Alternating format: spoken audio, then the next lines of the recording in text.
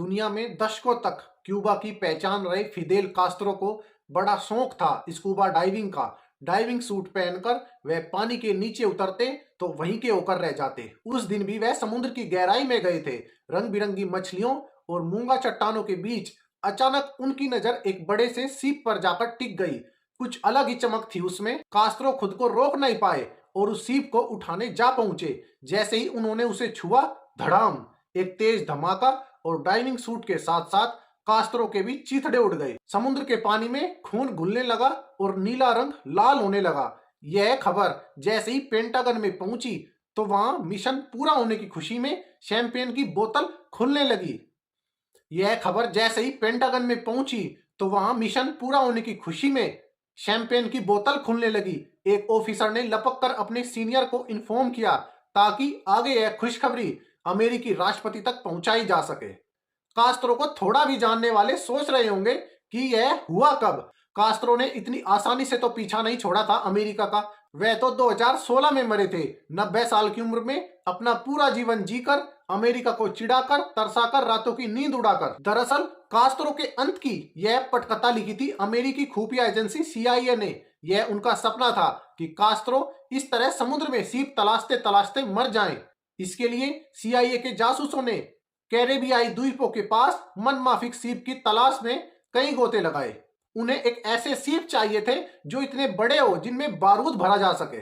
लेकिन इस प्लान पर इसके आगे काम नहीं हुआ क्योंकि कुछ लोगों को समझ आ गया कि रंगीन सीपों से मछलियों को ललचा सकते हैं, कास्त्रो को नहीं। वह इतनी आसान मछली नहीं है। हालांकि इस तरह के सपने आते रहे अमेरिका को और कहीं पर काम भी हुआ। दावा किया जाता है कि 600 से ज्यादा बार कोशिश की अमेरिका ने क्यूबा के इस नेता को रास्ते से हटाने की।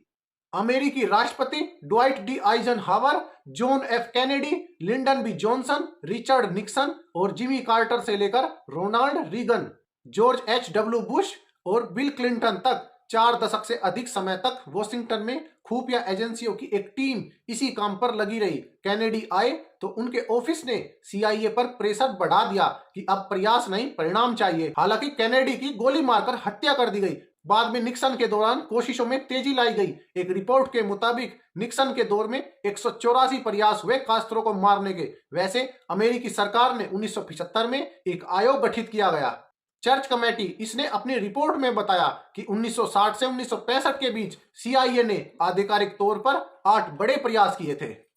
फिदेल कास्त्रो से ऐसी क्या खार थी अमेरिका को? सीधा सा जवाब हो सकता है कि दूसरों की धरती पर अपने हित सुरक्षित करना। क्यूबा उपनिवेश था स्पेन का और उसे आजाद कराने में अमेरिका का भी हाथ रहा। जब आजादी मिल गई क्यूबा को तो वहां की इकोनॉमी में अमेरिकियों की हिस्सेदारी बढ़ने लगी।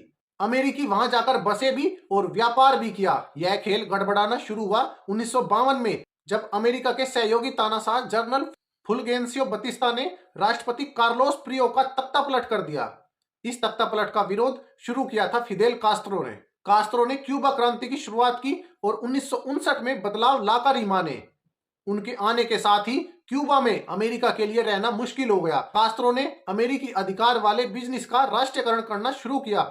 जवाब में अमेरिका ने आर्थिक पाबंदी लगाकर घेरना चाहा तो क्यूबा जा पहुंचा सोवियत संघ के पाले में। बस यहीं से ऐसी दुश्मनी पनपी कि कास्त्रो के पीछे पड़ गया अमेरिका। एक अमेरिकी अफसर ने मजाक में कहा कि क्यूबा का अमेरिका के एडमिनिस्ट्रेशन पर वैसा ही असर पड़ता है जैसे पूरे चांद का एक भेड़िया मानव पर पड़ता है। अंतर बस ये था कि अमेरिका के लंबे बाल नहीं उगाते थे, वह हुआ नहीं करता था, लेकिन बाकी सारे लक्षण एक जैसे थे। सीप वाला आइडिया तो ड्रॉप कर दिया गया, लेकिन यह भी सोचा गया कि क्यों न कास्त्रो तक जहरीला सूंठ भिजवा दिया जाए जिसे पहनने के बाद वह धीरे धीरे बीमारी की चपेट में आकर मर जाए। फिर किसी को आइडिया आया कि फिदेल कास्त्रो सिगार बहुत पीते हैं, क्यों ना उन्हें ऐसा सिगार भेजा जाए जिसमें बारूद भरा हो। बताते हैं कि न्यूयॉर्क में संयुक्त राष्ट्र की बैठक में जब कास्त्रो आए तो उन तक ऐसा सिगार पहुंचाया भी गया, लेकिन उन्होंने सुलगाया ही नहीं और प्लान फेल। लेकिन सिगार को लेकर उत्साह कम नहीं हुआ।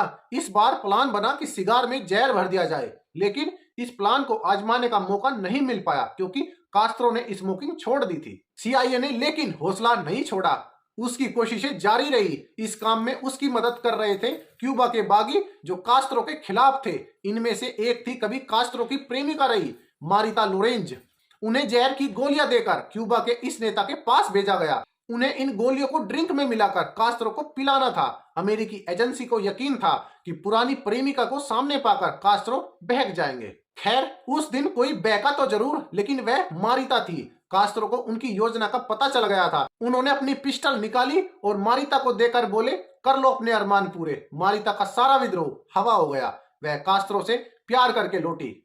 अमेरिका के कुछ प्रयास गंभीर थे, तो कई ऐसे कि जिनके बारे में जानकर अब यकीन करना तक मुश्किल होता है। ऐसा लगता है कि उस समय अमेरिका के दिमाग में बस कास्त्रो ही कास्त्रो थे। वह चाहता था कि केवल कास्त्रो ही ना मरे, उनकी विरासत भी मर जाए। इसलिए कुछ प्लान बने उनकी छवि को खराब करने के, लेकिन ये भी एक असलियत से ज्यादा फिल्मी ही लगते हैं। ऐसी एक योजना पर गौर फरमाए। कास्त्रो को टीवी पर भाषण देना है। जिस बंद कमरे में उन्हें बैठना है, उसमें सीआईए ने बागियों की मदद से ड्रग्स एलएसडी का छिड़काव करा दिया। कास्त्रो आते हैं, सांस लेते हैं और हर सांस के साथ नशीली हवा उनके नथनों के जरिए शरीर में जा रही है और वह बहकना शुरू कर देते हैं। कुछ देर बाद ही लाइव टीवी पर वह अनाप शनाप बातें करने लगते हैं और पूरी दुनिया में मजाक बन जाता है उनका। कास्त्रो की इमेज खत्म, कास्त्रो खत्म। हंसने वाली बात नहीं है, ऐसा हकीकत में प्लान किया गया था। हंसना ही है तो इस सीक्रेट प्लान को देखिए। किसी विदेशी टूर के दौरान कास्त्रो के जूते में थैलियम छिड़क दिया जाए। कास्त्रो का शरीर जहर सोख लेगा और इसका असर दिखेगा उनके बालों पर। उनकी पहचान, उनकी दाढ़ी झड़ जाएगी। कास्त्रो बिना दाढ़ी के, लेकिन कास्त्रो ने वह टूर टाल दिया और उनकी दाढ़ी बच गई। वैसे वह बखूबी जानते थे कि अमेरिका किस कदर उनके पीछे पड़ा है। एक मौके पर उन्होंने कहा था कि अगर जानलेवा हमलों से बचने का ओलंपिक्स होता तो मुझे गोल्ड मेडल मिलता। अब आप सभी इसके बारे में क्या सोचते हैं, तो कमेंट सेक्शन आप सभी के लिए खुला है। और जाते जाते वीडियो को लाइक कर दीजिए और चैनल को सब्सक्राइब कर दीजिए।